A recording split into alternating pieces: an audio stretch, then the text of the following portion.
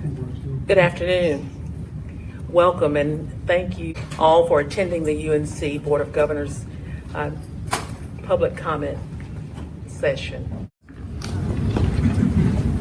Lindsay Allen.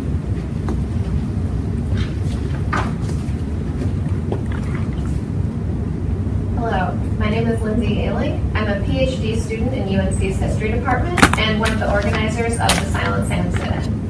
If you would like to know a bit about my dissertation, I once described the project to a protester who turned out to be an undercover DPS agent, so I'm sure there's a police file on the matter somewhere.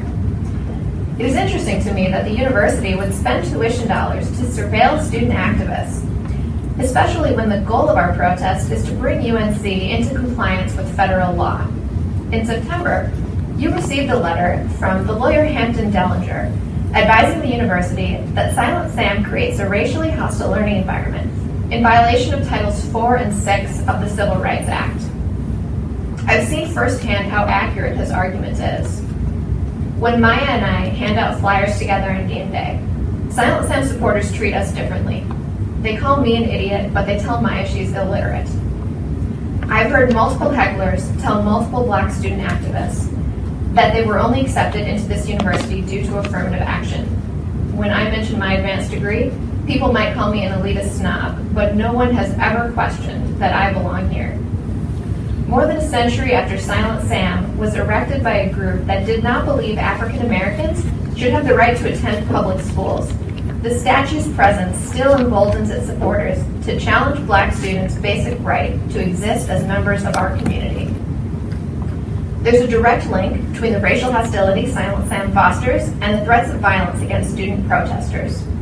A recent incident that ended with a death threat against a UNC undergrad began when a Silent Sam supporter leaned into Maya's face and began making monkey noises.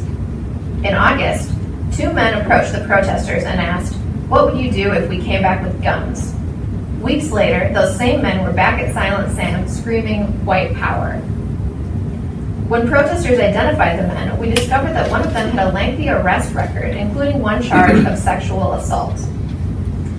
At its heart, our protest is a protest against racism, against hate crimes, against violence and intimidation.